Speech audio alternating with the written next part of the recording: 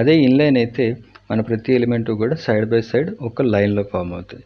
కానీ display inline apply చేస్తే మనకి హైట్ అండ్ విడ్త్ అనేది పనిచేయదు.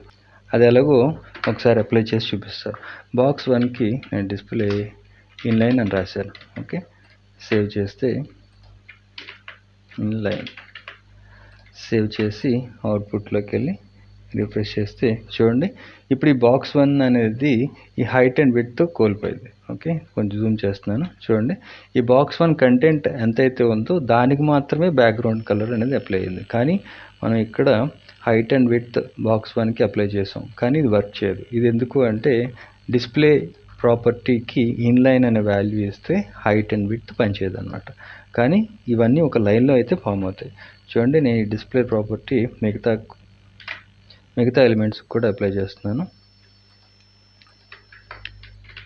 ఇలా ప్రతి ఎలిమెంట్కి డిస్ప్లే ఇన్లైన్ అని ఇచ్చాను. ఇప్పుడు చూడండి, అవుట్పుట్లో ఇవన్నీ కూడా ఒక లైన్లో అయితే ఫామ్ అయ్యాయి.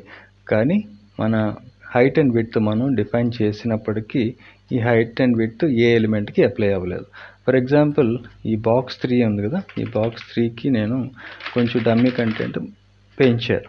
ఓకే, సేవ్ చేస్తే చూడండి, ఈ బ్లూ కలర్ ఎలిమెంట్ మనకి కంటెంట్ ఎంతైతే ఉందో అంత స్పేస్ ఆక్యుపై చేసింది. ఓకే, కానీ ఎలిమెంట్స్ అన్నీ కూడా ఒక లైన్లో ఫామ్ అయ్యాయి. ఇది బేసిక్గా బ్లాక్కి ఇన్లైన్కి ఉన్న డిఫరెన్స్ అనమాట.